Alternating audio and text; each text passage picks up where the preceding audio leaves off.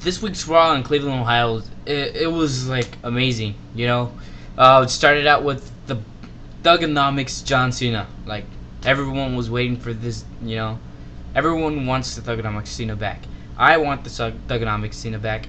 Everyone does. No one likes the real, like the new Cena, like this Cena they have now, the AA, the C Nation. No, it's all about the thuganomics and the word life. Seriously. And so he does this little rap battle, and he actually comes out with the word life theme. That was really. I love that part right there. Then he raps about The Rock, like saying stuff about him and stuff. And then Rock will later on he'll get his thing back. He's gonna sing and stuff. And we'll see later on. So then after his little rap, which is really awesome, even though it lasted 2 minutes, it was still really nostalgic because it's Word Life Cena, the chain gang and everything. So then right after that, we have Vicky Guerrero come out to announce Dolph Ziggler in his next match right now, and that one was Sheamus, and that match, it was incredible too. It was really, I liked it a lot. Ziggler with his his selling moves and everything. There's a little hint that Ziggler would lose, but because it's Sheamus, he's going on to WrestleMania. But that match by itself was actually really good. It was even most of the times, it was Dolph Ziggler's in the lead, and then Sheamus. Usually in matches they usually have the loser leading most of the time, and then the winner just somehow just does a comeback and wins the match after that. And I really like that. That match was actually really, really good. And the opener, so far Raw has opened up really well.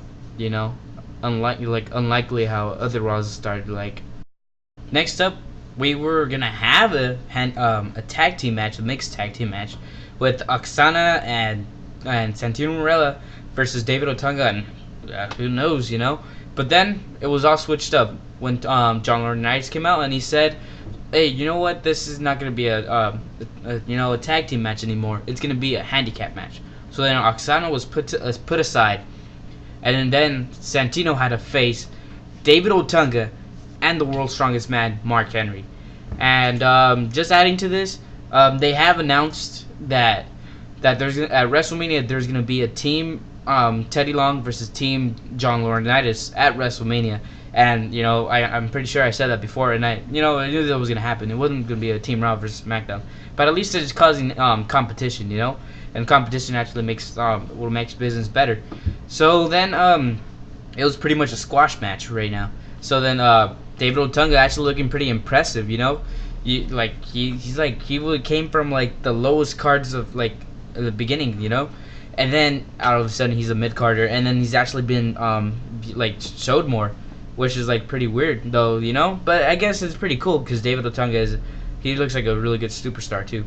So then after that, Mark Henry just does the world's strongest slam on Santino, and the match was over. It was a pretty quick match actually, and then Teddy Long and Oksana flee and then stuff like that.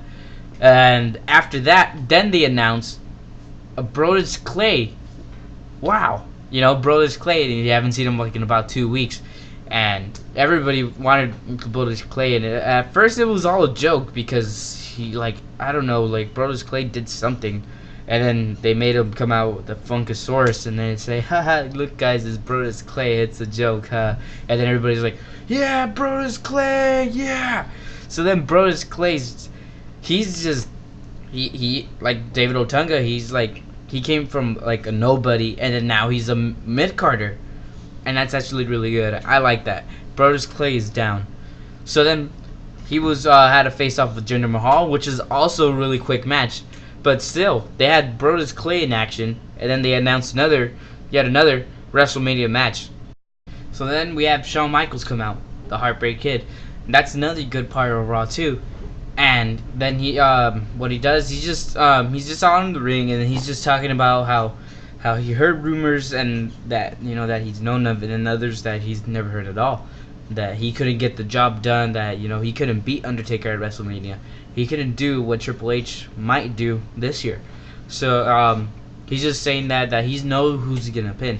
The Undertaker comes out, and you still like he's still wearing the hood. We all know that he has short hair now because he cut his hair like a long time ago, and there's been pictures of him bald and stuff. He probably has a little bit of hair. Maybe he's still bald. I don't know, but we'll find out at WrestleMania, or probably even sooner. So then it's just a little segment. It took quite a while, like about 10 minutes, and Shawn Michaels making it seem that Triple H is gonna win. That could be like foreshadowing that Undertaker might win because it might be like a double betrayal. But Shawn Michaels, it's like he said something pretty cool though. He said that he can never get the job done, but he can still he can still be the person to end the streak because he's the special guest referee. Right after that, actually a little bit before that, I don't even know who that guy is. Whatever. I guess the guy from Psych and The Miz, they're both in the show actually on Wednesday. So then The Miz demands that he wants a match, and like he wants a match at WrestleMania too. So then they give him a chance that if he would win the next match, he would be able to be on Team Laurinaitis at WrestleMania. And unfortunately, he was versus CM Punk, and but it was cool actually because CM Punk, you rarely see CM Punk versus The Miz, if you haven't seen that in a while actually, and yeah, I guess it could have been better. It was a fast match, but it was pretty good actually. It was fast but good, that's it.